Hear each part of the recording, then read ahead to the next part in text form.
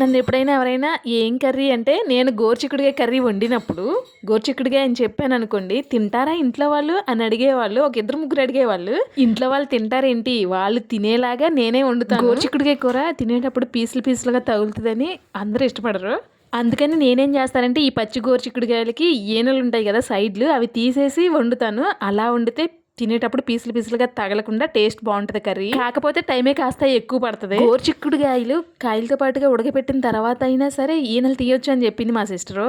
మనం అసలే సీతమ్మ ఎవరి మాట వినం కదా, కాయలతో పాటు ఉండగానే ఈనెలు తీసి ఆ తర్వాత ముక్కలు కోసి శుభ్రంగా కడిగి ఉప్పు పసుపు వేసి కొంచెం ఉడకబెట్టిన తర్వాత కర్రీ చేస్తున్నా.